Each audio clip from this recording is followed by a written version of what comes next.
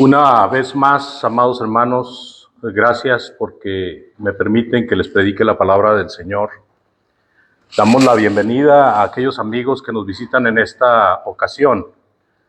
Y como siempre, ¿verdad? En cada servicio, déjeme decirle que para todos y cada uno de nosotros, el Señor tiene algo reservado en esta ocasión.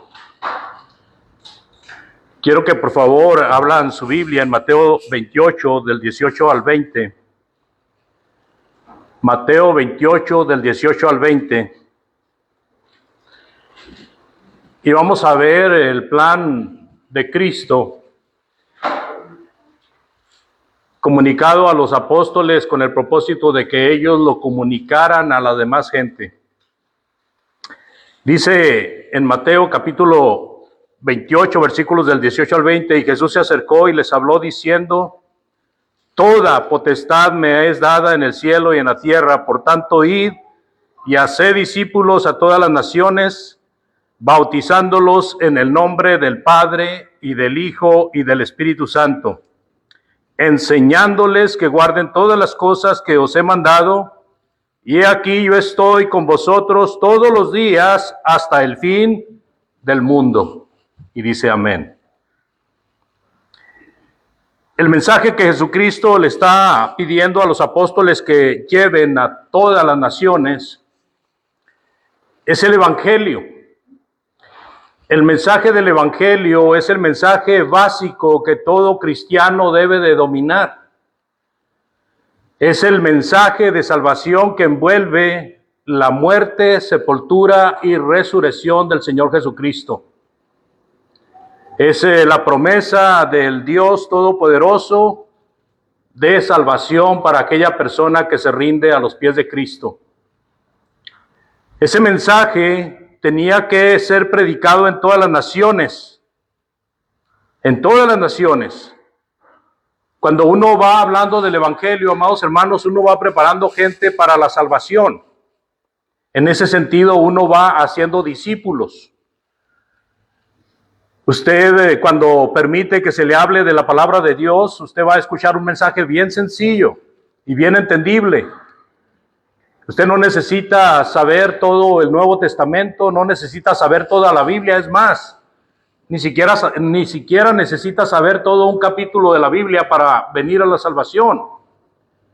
Usted solamente tiene que comprender y aceptar que Jesucristo vino a morir por causa de sus delitos y pecados, y de esa manera abrió la oportunidad de que usted y yo viniéramos a la salvación. Es cosa de que nosotros queramos. Nosotros somos nuestro principal obstáculo. Nosotros tenemos el poder de decir sí o no. Qué hermoso es que el Señor, en su infinita sabiduría, no quiso fabricar robots para que le sirvieran. Si Él hubiera hecho robots, nada más los configuraría de tal manera que ahí están los robots rindiendo pleitesía a Dios. Él no quiso hacer eso. Él quiso convencer a cada persona a través de la palabra expresada y con el fondo de su ministerio, el cual lo llevó a la muerte y a la sepultura y a la resurrección. Yo en esta noche les quiero compartir con todo mi corazón el poderoso Evangelio. Esta palabra, decíamos en la mañana, este libro es el más grande que usted puede obtener en esta vida. Es el libro más grande del mundo. ¿Lo tiene en sus manos? Tóquelo y diga: este es el libro más grande que yo puedo tener en esta vida. Este libro contiene el mensaje más poderoso que usted pueda conocer. No hay otro mensaje más poderoso que el Evangelio de Cristo. Nuestros amigos allá afuera están peleando y están debatiendo y constantemente están discutiendo acerca de que el poder de Dios son los milagros. De tal manera que si las personas no llegan a tener una experiencia de un milagro, no creen. Pero la palabra de Dios nos enseña que hay un poder que es más grande que los milagros. Y ese poder se llama Evangelio.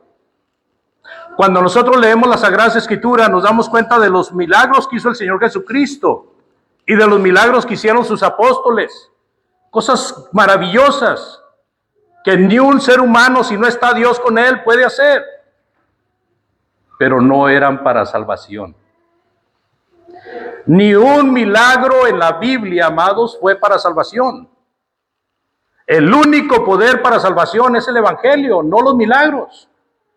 Los milagros fueron demostración de que Cristo era el Hijo de Dios.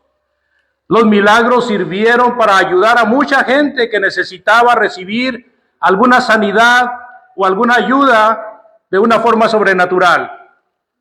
Pero los milagros nunca fueron para salvación. Aún en la casa de Cornelio, cuando el Espíritu Santo cayó sobre toda la casa de Cornelio, algo milagroso, no fueron salvos por esa razón. Ellos tuvieron que bautizarse en agua para perdón de sus pecados y de esa manera recibir la salvación. Entonces yo le quiero hablar un poco, porque si le hablara tanto como dice la Biblia, no acabaríamos en toda la noche. Pero le quiero hablar un poco del poderoso Evangelio, con el propósito de que usted abra su mente y su corazón y diga, este es el mensaje que Dios hizo para mí. Este es el mensaje que necesita mi vida. Este es el mensaje que me pone en contacto con mi Señor.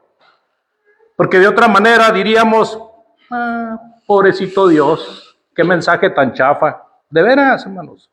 Nos encontramos en una situación despreciando el mensaje de Dios cuando tenemos apatía por las cosas de Dios. Cuando somos necios para los mandamientos de Dios, nos encontramos como diciéndole a Dios, no me sirve lo que tú hiciste. No me sirve lo que tú me das. Quiero otra cosa diferente. Y entonces permitimos que el engaño venga a nuestras vidas. Y empezamos a creer en prodigios falsos, en señales falsas, por cuanto no nos conformamos a la verdad divina. Así de que el Señor Jesucristo, enviando a sus apóstoles, les dijo también, vamos a Marcos capítulo 16, por favor, versículo 15 y 16. Marcos 16, 15 y 16 dice, y les dijo, id por todo el mundo y predicad el evangelio a toda criatura. El que creyere y fuere bautizado será salvo, mas el que no creyere será condenado. Aquí hay dos grandes verdades que nosotros tenemos que tomar muy en serio. Creer y ser bautizados con el propósito de recibir a Dios en nuestras vidas, de ser salvos. Si nosotros no creemos, menos nos vamos a bautizar. Porque ¿en qué nos vamos a bautizar si no creemos? Por eso la segunda parte dice, mas el que no creyere será condenado. Hay una discusión allá en el mundo religioso que dicen, ya ven, el bautismo no es importante. ¿Por qué? Porque dice, el que creyere y fuere bautizado será salvo, pero luego nada más dice, mas el que no creyere será condenado. Así de que el creer es el todo. Sí, hermanos, debemos de creer, pero para la salvación necesitamos, según el versículo, ser bautizados. Y como el Señor Jesucristo les dijo en los primeros versículos que leímos, ser bautizados en el nombre de Cristo, ¿verdad? Que es lo mismo en el nombre del Padre, del Hijo y del Espíritu Santo. Es lo mismo. No hay una clave que se tenga que decir en el bautismo, hermanos. En el bautismo se bautiza por la autoridad de Cristo, que eso significa en el nombre. Y los que están autorizando el bautismo de común acuerdo es el Padre, el Hijo y el Espíritu Santo. Porque al bautizar diciendo en el nombre de Jesús, ¿y en qué nombre venía Jesús? Al bautizar en el nombre de Cristo, ¿con qué potestad venía Cristo? Con la potestad del Padre. Al bautizar diciendo en el nombre del Padre, del Hijo y del Espíritu Santo, ¿quién es el que permite ese bautismo? ¿Quién lo mandó? Jesucristo. Entonces toda la deidad, amados, las tres personalidades participan en el bautismo para que digamos nosotros, bueno, pues es que nada más hay que creer. Y despreciamos la deidad por decir que no necesitamos el bautismo. Es muy importante esto. En los casos bíblicos, aunque el mandamiento fue que fueran a bautizar en el nombre del Padre, del Hijo y del Espíritu Santo, pero también Pedro le dijo a los como 3,000, arrepiéntase y bautícese cada uno de ustedes en el nombre de Jesucristo. Y luego aquellos discípulos que encontró Pablo en el área de Éfeso, dice que fueron bautizados en el nombre de Jesús. Entonces hay un pleito ahí, se agarran de la gamarra y del chongo. Pues ¿cómo vamos a bautizar? ¿En nombre del Padre, del Hijo, del Espíritu Santo? ¿En el nombre de Jesucristo? ¿En el nombre de Jesús? ¿Cómo vamos a bautizar? Es que no entienden que no está diciendo en ninguna parte, estas palabras digan cuando estén bautizando. No está diciendo ahí que digamos esas palabras. Simple y sencillamente se está diciendo con qué autoridad se va a ejercer ese acto. ¿Verdad? ¿Se acuerdan lo que hemos leído en Colosenses capítulo 3, versículo 16? Abra su Biblia, por favor. Colosenses 3, 16. Y todo lo que hacéis, de palabra o de hecho, en el versículo 17 dice, hacedlo todo en el nombre del Señor. Cuando Pablo manda a los colosenses que se alimenten de la palabra de Cristo para que more en abundancia. El versículo 17 dice, y todo lo que hacéis, sea de palabra o de hecho, hacedlo todo en el nombre del Señor. ¿Qué significa eso? ¿Sabía que una vez llegaron a mi casa y era una persona vendiendo empanaditas? En una cajita ahí con sus empanaditas rellenas. Me dice, vengo a venderle estas empanaditas en el nombre de Cristo. Ay, híjole.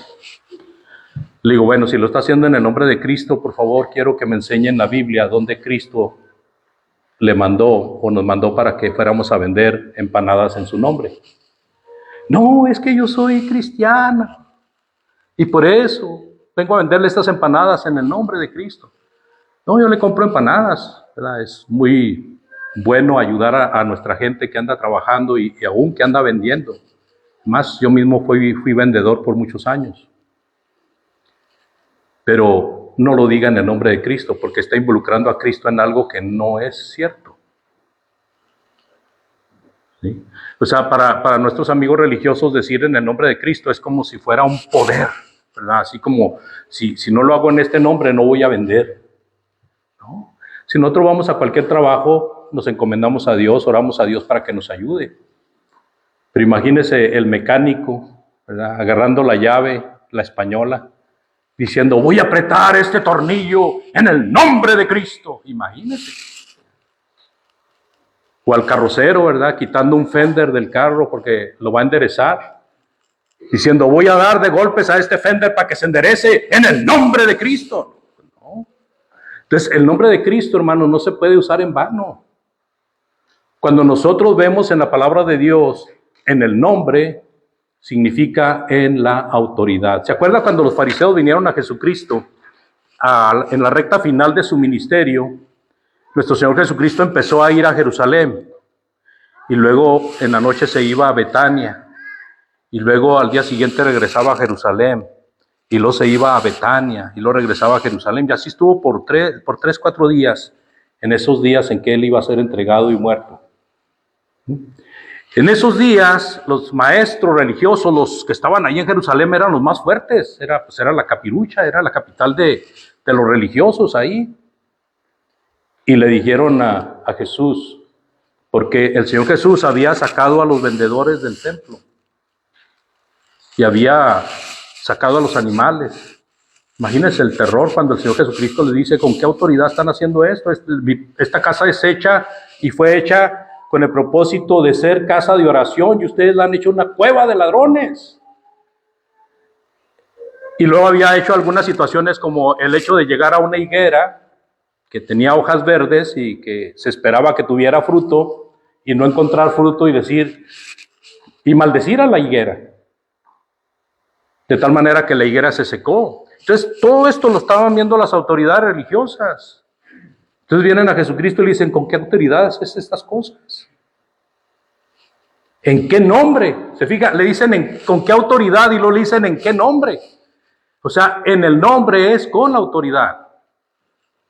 Y Jesucristo les dijo, bueno, yo también les voy a hacer una pregunta y si me la contestan, con mucho gusto yo les voy a decir con qué autoridad. El bautismo de Juan, ¿de quién era? ¿De Dios o de los hombres? Y entonces se quedaron ellos pensando, bueno, si decimos que de Dios, pues va a decir entonces, ¿por qué no le hicieron caso? Pero si decimos de los hombres, entonces el pueblo se nos va a echar encima, porque Juan tenía muchos seguidores. Y entonces vienen y le dicen, pues no sabemos con qué autoridad vino Juan. Entonces Jesús les dijo, pues yo tampoco les contesto con qué autoridad hago estas cosas. En el nombre, amado, significa con la autoridad. Entonces cuando viene Jesucristo, y como lo capta Marcos, dice, id y predicad el evangelio a toda criatura. El que creyere y fuere bautizado será salvo, mas el que no creyere será condenado. Tenemos ahí otra situación muy interesante, que se necesita creer y ser bautizado para ser salvo. Por más que le busquemos a esa palabra, no podemos cortarla a la mitad. Se necesita creer y ser bautizado para ser salvo. No es cierto que por el hecho de que ya no repite el que no creyere y no fuere bautizado, quiere decir que el bautismo no debe de ser. Eso no es cierto, amados. Esa es una invención de muchos allá afuera que creen que el bautismo solamente es un acto para venir a ser miembro de la iglesia, no para ser salvo. El bautismo es para salvación, así de que el anuncio y la prioridad de los apóstoles era predicar el evangelio, el que creyere y fuere bautizado será salvo. Vayan y prediquen a las naciones, bautizándolos en el nombre del Padre, del Hijo y del Espíritu Santo, enseñándoles a que guarden todas las cosas que yo os he mandado. Y he aquí yo estoy con vosotros todos los días hasta el fin del mundo. También tenemos registrado en Lucas, dice la palabra de Dios en el capítulo 24, versículos 46 y 47. Y les dijo, así está escrito y así fue necesario que el Cristo padeciese y que resucitase de los muertos al tercer día. Y que se predicase en su nombre, otra vez, ahí está, en su nombre, ¿se fija? El arrepentimiento y el perdón de pecados en todas las naciones, comenzando desde Jerusalén. Jesucristo está autorizando, amados, el que los apóstoles vayan y prediquen el mensaje del arrepentimiento y el perdón de pecados desde Jerusalén a todas las partes donde se pudieran extender. Entonces tenemos estos tres pasajes que nos enseñan acerca de la gran comisión y vemos cómo esta gran comisión es creer, arrepentirse y bautizarse para perdón de pecados. Ese es el evangelio, hermano. Y es un solo evangelio, no hay otro evangelio. Este es el evangelio dado por el Señor Jesucristo para todos aquellos, o a beneficio de todos aquellos que están buscando la redención, que están buscando el perdón de pecados. Pero este evangelio también, amados hermanos, lo encontramos en las Sagradas Escrituras como un evangelio con poder. Por eso el título de El Poderoso Evangelio. Este evangelio de Jesucristo es uno con poder. Porque este evangelio que Jesucristo mandó a sus discípulos a que predicaran es un evangelio que tiene poder para salvación. En Romanos capítulo 1, versículo 16 dice, porque no me avergüenzo del evangelio, que es poder para salvación a todo aquel que cree, al judío primeramente y después al griego. Cuando vemos el Evangelio, allí en Romanos capítulo 1, versículo 16, hermanos, la palabra poder significa dinamita pura, significa potencia, significa TNT. ¿Sabe usted lo que es el TNT? Su hermano José sí sabe. El TNT, hermanos, es el compuesto para las bombas, para las granadas. Bueno, hay otras, ¿cómo se dice? Otros ingredientes. Pero cuando hablamos de la dinamita, hermanos, que en el mundo científico es conocida como trinitrotolueno, ese es el TNT, que se usa para las grandes excavaciones, para las minas, para desviar los arroyos, los ríos. Estas explosiones que a veces hemos oído allá en los cerros donde andan abriendo alguna calle, es con dinamita. Yo recuerdo cuando era de edad de primaria, en la tienda del barrio vendían unas palomitas. Pero no eran de esas palomitas que se comen cuando uno va al cine, no. Eran unos triangulitos de periódico que tenían una mecha. Y entonces prendía uno la mecha y ¡pum! Explotaba. Esa envoltura de periódico tenía un mínimo de dinamita. Pero cuando la lumbre llegaba, cuando el calor llegaba a la dinamita, esta explotaba con gran explosión. Eran muy vendidas las palomitas porque todo el mundo, cuando le daban su 20 de cobre o sus 50 centavos, ya cuando le iba bien, o un peso, iba y compraba palomitas, ¿verdad? Para asustar a la gente. Se ponía afuera del portón de su vecindario, así un vecindario como el del Chavo del Ocho, tenía su portón, se ponía afuera, iba la gente ahí pasando por la banqueta, y ya cuando pasaban usted les aventaba la palomita y pobre gente la hacía brincar hasta quién sabe dónde. O hacía la palomita, la ponía en el suelo y lo ponía un bote arriba, le prendía la mecha y ¡pum! Cuando explotaba el bote subía muy, muy, muy lejos. Era divertido, pero también mochó las manos de muchos niños y por eso las prohibieron. Porque a muchos les explotó en la mano, o a muchos se las aventaban y les hacía daño en su cuerpo. El TNT, hermanos, es poderoso. Bueno, en las cosas de Dios, el Evangelio es potencia, es el poder para salvación. Nosotros podemos venir a Cristo y preguntarle, Señor, ¿qué poder tienes que me puedas dar para que yo me salve? Y Jesucristo le va a decir, ahí te va un milagro. No. Ahí te va una señal. No. El Señor le va a contestar con su palabra, el Evangelio. Es mi poder para salvación. Y este Evangelio tiene la característica, amados hermanos, que está distribuido en todo el Nuevo Testamento. Nomás que la característica que tiene el Evangelio de Cristo es que se divide en dos grandes opciones.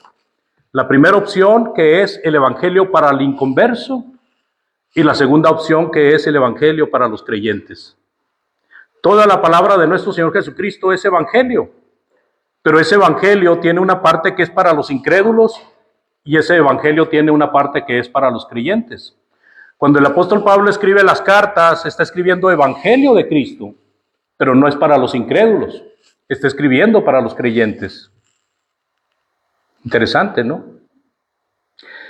Cuando hablamos entonces de la fe del Evangelio, cuando hablamos allá de Mateo capítulo 17, versículo 20, Jesús les dijo, por vuestra poca fe, porque de cierto os digo que si tuvieres fe como un grano de mostaza, le dirías a este monte, pásate de aquí para allá, y se pasará, y nada os será imposible. Venía el Señor Jesucristo del monte de la transfiguración, donde había ido con Juan, con Pedro y con Jacobo, y venían, y empezaron a oír un ruido muy fuerte como de gente gritando, peleándose, discutiendo. Entonces llegan a la escena y está un endemoniado, y está el padre ahí, Y dice el Señor, ¿qué pasa? Dicen, pues es que trajimos este endemoniado a tus discípulos para que le sacaran el demonio y no han podido hacer nada. Y Jesucristo les dijo, hombres de poca fe. Si tuvieran fe como un grano de mostaza, le pudieran decir a este monte, pásate a la otra orilla y se pasaría. Refiriéndose, amados hermanos, de que con la fe en Cristo todo es posible. Por eso es la fe del poderoso evangelio. Puede mover montañas. ¿Sabe cuáles son las montañas más difíciles de mover? Las que están adentro de nuestro corazón. Usted que se resiste al evangelio, usted está poniendo una montañota y no quiero nada con Cristo.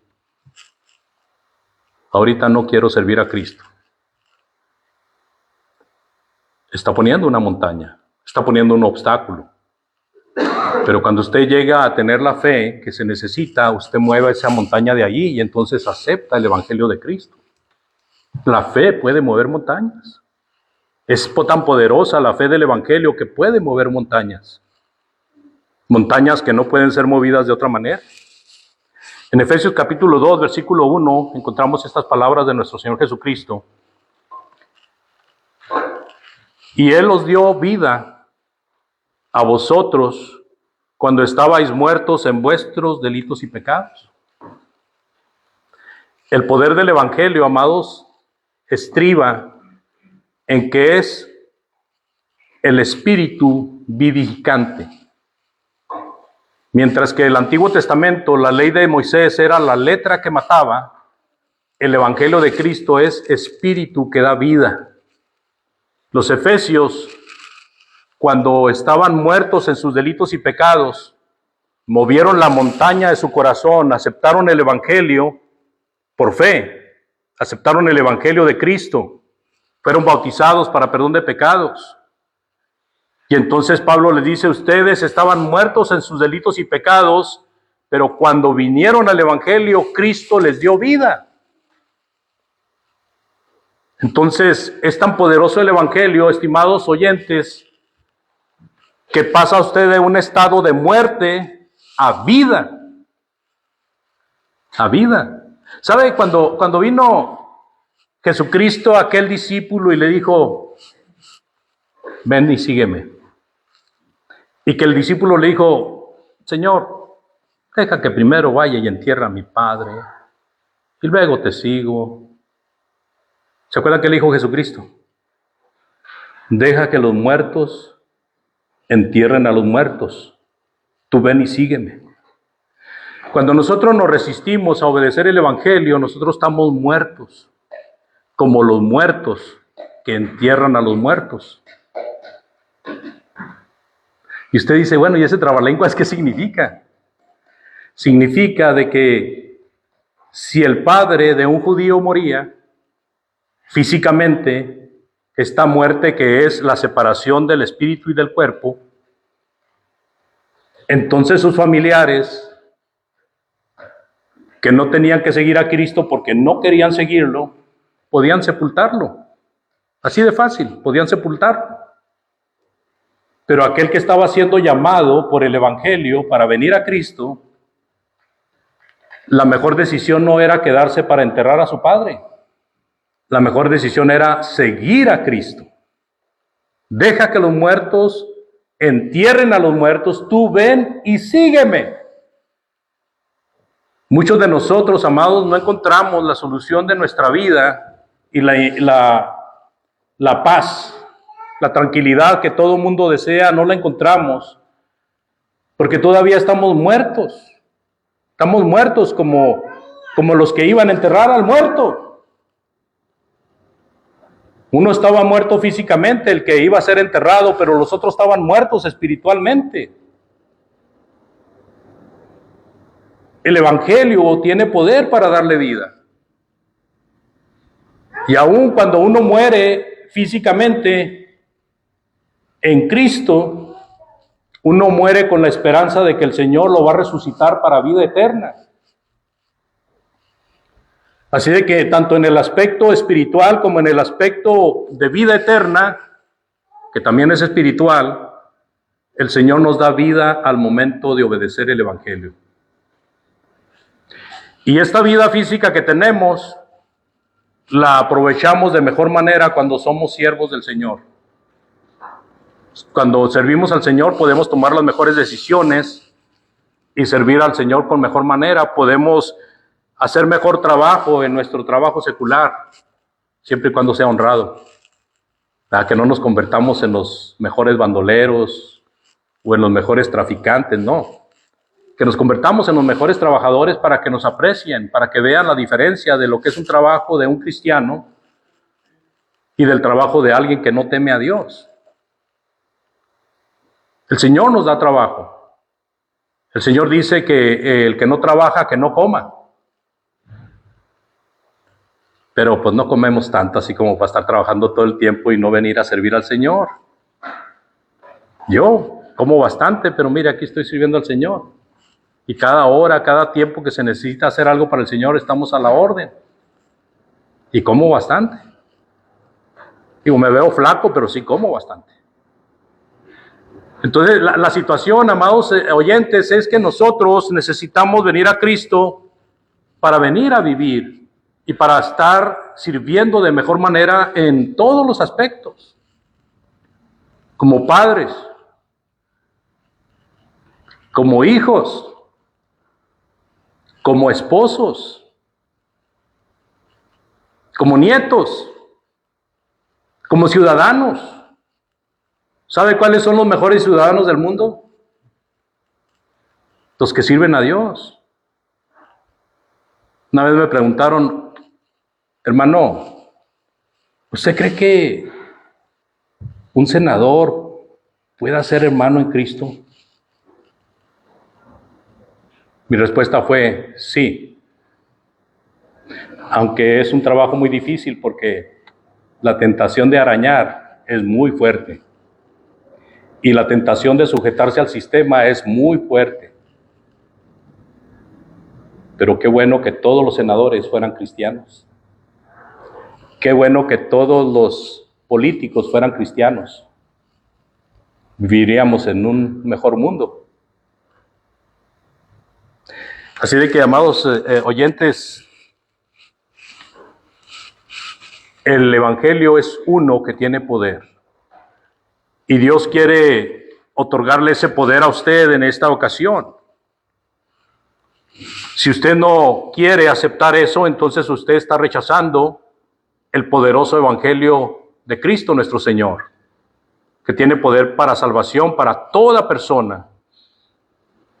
Ahora, si nos preguntamos, ¿el poder sobre qué? Bueno, el poder, mire, el romano necesitaba un mensaje muy especial. Porque si nosotros hablamos de los romanos, estamos hablando de Romanos 1:16 todavía, y si hablamos de los romanos, ¿qué eran los romanos? Era el imperio. ¿Se imagina lo orgulloso que era ser romano en ese tiempo? Ser parte de la primer potencia del mundo, ¿se imagina?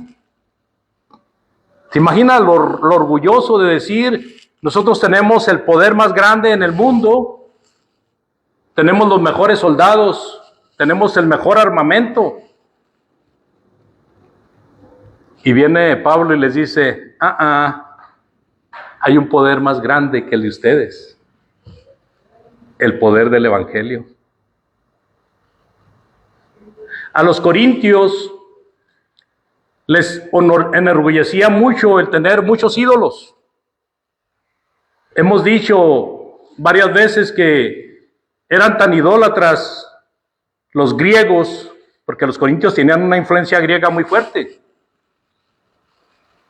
Eran tan idólatras que los filósofos llegaron a decir que había más dioses que seres humanos. Ellos eran los dueños de la sabiduría. Ellos tenían el poder de gobernar al mundo por medio de la intelectualidad. Aunque ya no eran el imperio, como lo habían sido los griegos, y ahora estaban bajo el yugo de Roma, Pero aún así ellos seguían teniendo un poder muy fuerte, que era la sabiduría que tenían, que ellos presumían. Ahí estaban los mejores filósofos. Ahí estaban los grandes y cultos educados del mundo. Y Pablo les dice, el Evangelio de Cristo, basado en su muerte, sepultura y resurrección, esa es la palabra sencilla que todo mundo necesita para salvación. No es la sabiduría de los griegos, ni tampoco es el poder de los romanos, ni siquiera la ley de Moisés, que para los judíos era su primer potencia. Según los judíos, amados, ellos presumían de que seguían a Moisés y que ellos tenían el poder de la religión debido a que tenían la ley de Moisés. Es una ley dada por Dios. Y no habían visto que esa misma ley, profetizando acerca de Jesucristo, al venir Jesucristo, más de 300 profecías se habían cumplido en su persona, en su ministerio. No lo pudieron ver los judíos. Pero aunque lo vieran o no lo vieran, Pablo les dijo, no es el poder de Moisés, no es el poder de la ley a la que ustedes se aferran, es el poder del Evangelio el que salva. No hay otro poder dado al hombre en el cual pueda ser salvo sino solo el Evangelio. Qué interesante entonces cuando nosotros nos enfrentamos a situaciones de preguntar por qué Pablo dijo, no me avergüenzo del Evangelio porque es poder de Dios. Había su porqué, había sus razones. Y las razones es que el apóstol Pablo, conociendo la cultura y conociendo los poderes fácticos, tanto en su ambiente como en el ambiente de las otras naciones, él ponía el Evangelio en alto antes que cualquier otro poder. Así de que, amados, este Evangelio poderoso debe de ser obedecido. Si nosotros nos resistimos al Evangelio de Cristo, nosotros nos encontramos resistiendo a Cristo mismo, al Espíritu de Dios. Dice la palabra, bueno, pudiéramos comentar este extracto que saqué de un comentario y que es muy común en muchas personas que les hemos platicado acerca del Evangelio y muchas personas que se quejan de Dios porque dicen que el mundo está de cabeza o que hay tanta hambre en el mundo o que ha habido tantas muertes de gente inocente. Y entonces dicen, ¿por qué si Dios existe? ¿Por qué pasan todas estas cosas? Y luego también dicen, si Dios quería que le obedeciéramos, pues Él tiene el poder para hacernos que obedezcamos. ¿Por qué no lo hizo? O sea, a fuerza. Imagínense a Dios agarrándole la cabeza y diciendo, me tienes que obedecer, me tienes que obedecer. Imagínense, ¿lo obedecería? Pero si no le quedara otra, lo obedecería a fuerzas. Y Dios quiere que usted le obedezca de corazón, convencido, convencida de que es lo mejor para su vida. Y es lo mejor para la vida de los que están alrededor de usted. Si nosotros no obedecemos el Evangelio, nos encontramos retando a Dios. Hay quienes han dicho y se han atrevido a decir, si Dios realmente quisiera que obedeciéramos el Evangelio, nos pondría una espada para que lo obedeciéramos. Pero no trabaja así Dios. Dios no quiere a la fuerza. Dios pudo haber elegido tomar el camino de en la mente suya servir a Dios. Pero no lo quiso hacer así, sino que al momento de oír el Evangelio, aquellos que han venido a la obediencia han tenido que hacer un cambio en su manera de pensar. Entonces Dios trabaja por medio del raciocinio. Él quiere que usted cambie su mente. Precisamente cuando hablamos del arrepentimiento, significa un cambio de mente. De seguir hacia el mundo, hacia la perdición, voltear hacia Dios mejor y acercarnos a nuestro Padre Celestial. Él quiere que nosotros hagamos esto. El Evangelio tiene que ser obedecido porque al desobedecer el Evangelio, nosotros nos encontramos desobedeciendo abiertamente a Dios. Hay algunos pasajes en la palabra de Dios que podemos recordar porque son pasajes muy mencionados. Por ejemplo, allá en Primera de Samuel, capítulo 15, versículo 22, hay una frase que profiere Samuel a Saúl. Y esta frase dice: el obedecer vale más que el sacrificio. Saúl había ido a la guerra por orden de Dios. Dios le había dicho que exterminara toda criatura, tanto humanos como animales. Y Saúl desobedeció. Y trajo animales porque a él le parecieron muy bonitos y muy gordos. Y cuando Samuel le reclama, le dice: pues es que estos son para sacrificarlos a Dios. Y Samuel: deberías de haber obedecido a Dios. Porque es mejor obedecer, y esto tiene mucho más valor que el hecho de decir: tú lo voy a sacrificar a Dios. La obediencia, amados, es algo que Dios quiere de cada uno de nosotros, una obediencia voluntaria.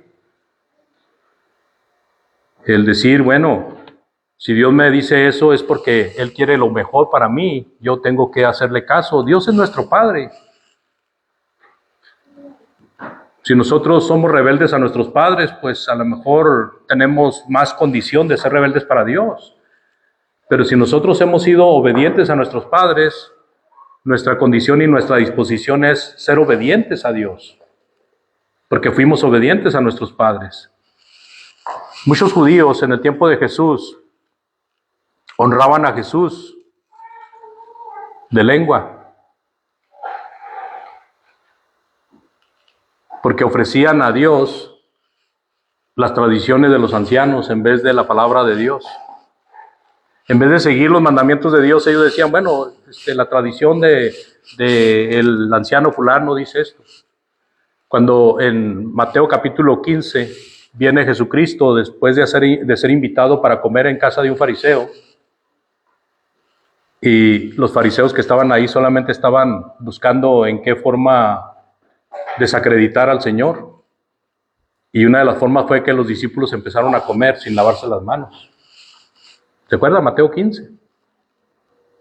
Y entonces se le vienen a Jesucristo y le preguntan: hey, ¿por qué tus discípulos no se lavan las manos? ¿Por qué no siguen la tradición de los ancianos? Y la respuesta de Jesucristo fue: ¿y ustedes por qué invalidan el mandamiento de Dios por causa de sus tradiciones? En Marcos capítulo 7 dice: en vano me honran, ofreciendo sacrificio a Dios las tradiciones de los hombres. Es en vano el culto, es en vano la adoración. Dios quiere que le obedezcamos y no que le queramos servir como a nosotros nos da gana. Para los fariseos era pecado si usted no se lavaba las manos a la hora de comer. Para Dios no. Dios nunca dijo que era pecado no lavarse las manos. Ahora, nosotros nos lavamos las manos cuando vamos a comer, ¿verdad? Y si no, nos dice la esposa: lávate las manos. O cuando vivíamos en la casa de nuestros padres, nuestra mamá, nuestro papá: lávate las manos primero. Pero esos son buenos mandamientos, pero no es el punto de que está pecando porque no se lava las manos. ¿Se fija? Entonces ellos, en vez de obedecer a Dios, obedecían la tradición de los ancianos. Y cuando nosotros, amados, nos resistimos a obedecer a Dios, nosotros estamos obedeciendo otros intereses. El Señor Jesucristo, en el capítulo 14 de Juan, dice en el versículo 15: si ustedes me aman, obedecerán mis mandamientos. Mire qué claro el Señor Jesucristo. Si ustedes me aman, obedecerán mis mandamientos. ¿Ama a Jesús? ¿Quién no ama a Jesús? Levante la mano, ¿quién no ama a Jesús? Todos aquí amamos a Jesús. Entonces, ¿qué dice Jesús? Si ustedes me aman, obedecerán mis mandamientos. Sí. Otra palabra más allá adelantito dice, el que me ama, obedecerá mi palabra en el versículo 23. El que me ama va a obedecer mi palabra, dice el Señor. El apóstol Pablo, enfrentándose a una cultura como la cultura de Tesalónica, donde aunque los tesalonicenses en la iglesia eran muy obedientes y muy trabajadores en la obra de Dios, alrededor de ellos había mucha gente que era idólatra y que estaba molestando a los hermanos.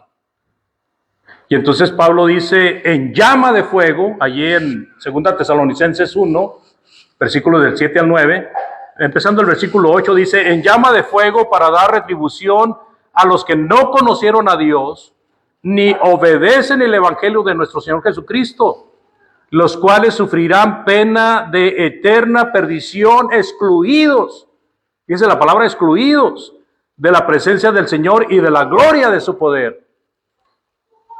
Si nosotros no obedecemos al Señor Jesucristo, somos excluidos de la presencia del Señor. Somos excluidos de la presencia de su poder. Por default, nosotros mismos cometemos ese foul. Nosotros mismos cometemos esa falta. No es Dios el que se aparta de nosotros. Somos nosotros los que nos apartamos de Dios. Ya para concluir, amados hermanos, el poderoso evangelio de Dios no debe de ser cambiado. Y hemos leído en Gálatas capítulo 1, versículo del 6 al 9, estoy maravillado, dice el apóstol Pablo, estoy maravillado de que tan pronto se hayan alejado del que os llamó por la gracia de Cristo para seguir un evangelio diferente. No que haya otros, sino que hay algunos que os perturban y quieren pervertir el evangelio de Cristo. Mas si aún nosotros o un ángel del cielo os anunciare otro evangelio diferente del que os hemos anunciado, sea anatema. Como antes hemos dicho, también ahora lo repito, si alguno les predica diferente evangelio del que habéis recibido, sea anatema. Esto, amados hermanos, nos enseña de que el poderoso evangelio no debe de ser cambiado. Usted está escuchando el evangelio de Cristo, pero si luego va y escucha otro evangelio diferente y se convence, pues se convierte en anatema.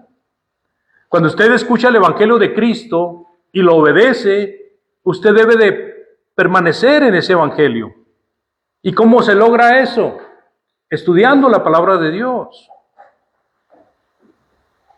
alimentándose en las clases bíblicas, en los sermones, en los estudios, tanto en las casas como en el lugar de reunión. Y también de forma privada tenemos la responsabilidad de leer la palabra de Dios y de practicar la palabra de Dios y de enseñar la palabra de Dios. Dice Pablo, si alguno viene predicando un evangelio diferente a este, no le crea, sea anatema.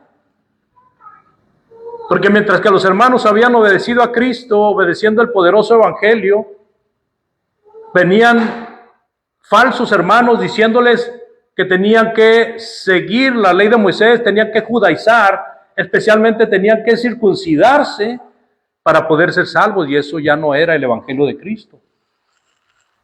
Cualquier punto, cualquier coma, cualquier cosa que le cambiemos al evangelio, amados, ya no es el evangelio de Cristo.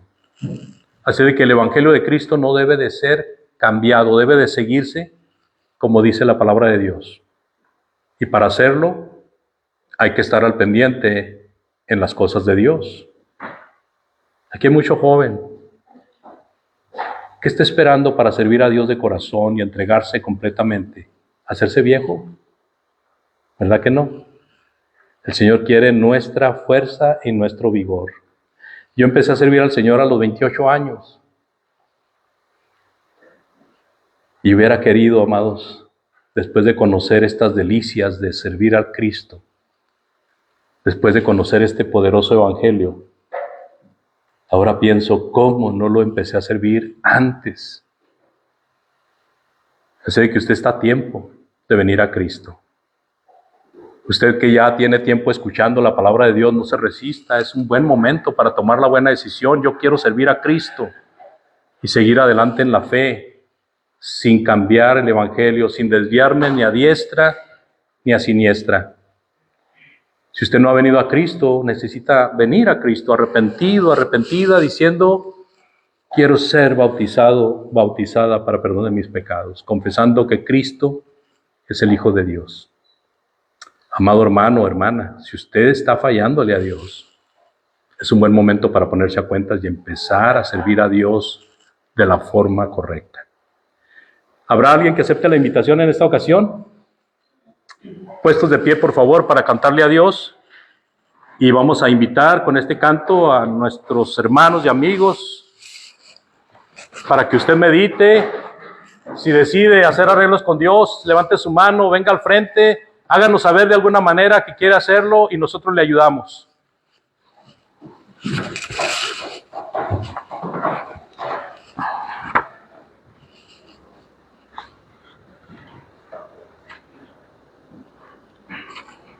Vamos a ir al número 43.